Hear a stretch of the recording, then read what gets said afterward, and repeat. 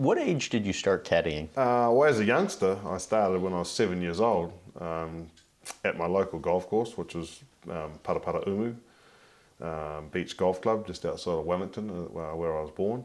And I spent my weekends there. When I was a child, you couldn't be a playing member of the golf club until you're 12 years old. That was just the rules back then. That rule doesn't exist now, but that was the rule of that time. So from the age of 7, every weekend I would go to the golf course and I'd caddy on a Saturday morning, and then I'd caddy on a Sunday morning.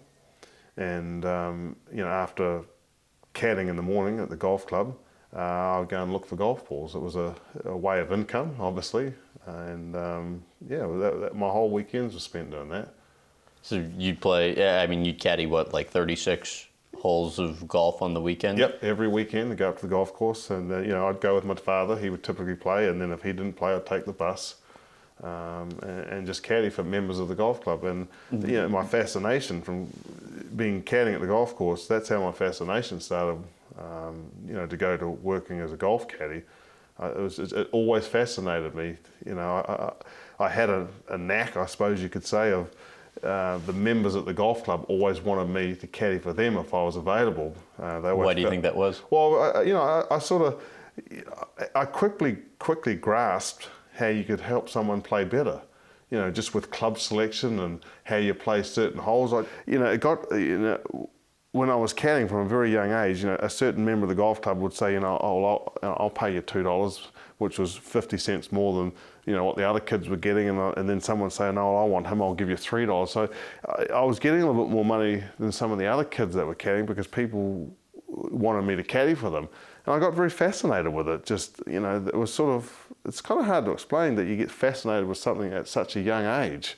It's nice to feel appreciated too, and that some people really... But I was always fascinated with it, and it's a hard thing to describe. I've spent, all these years still trying to work out why would caddying be so fascinating? Of course, I'm pleased now that I chose that career, but it did fascinate me from a young age. In 1976, your father arranged for you to caddy for the Australian great Peter Thomson at the New Zealand Open. How did that come about? We used to have a golf tournament at my course, at my home club at Parapara Umu. How old were you then too? 12. 12, okay. And my father played in that tournament a couple of times as an amateur, and he got to meet Peter Thomson at that tournament. So he said to Peter one time, my son loves to caddy.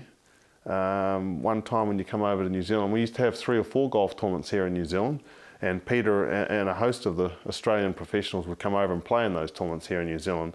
And my father asked Peter, would it be possible one time, could my son caddy for you? And he arranged it. And, I remember the day. I don't remember a lot of things about my life, but I remember that day so clearly, or that week so clearly. And this is a true story. At the completion of the tournament, Peter finished 3rd in the tournament, and he said to me, I said to Peter, well, I called him Mr. Thomson back then, obviously.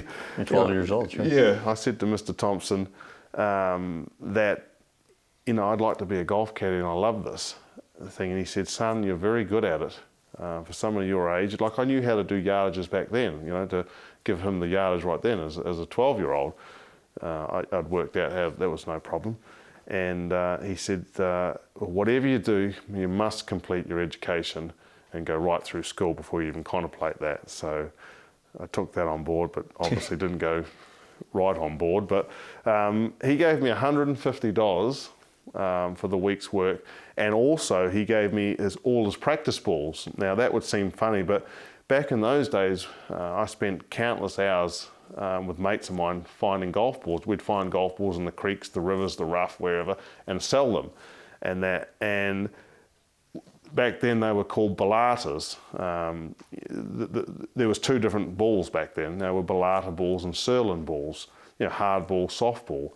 And the balls that the professionals used, you couldn't get those here in New Zealand. They were very rare to get those. And he gave me 50 of them. It was like 50 golden eggs he'd just given me. It was like, wow. I mean, this is just unbelievable. He'd just given me 50 of these. Like, we'd be searching for golf balls all the time, and we might find, 1 out of 100 was one of these balls that were ballata. a titleist balata. Right. And it was like when we were looking for golf balls, it was just like we'd find a needle in a haystack. We'd all have a little celebration, and now this guy's just given me 50 of them.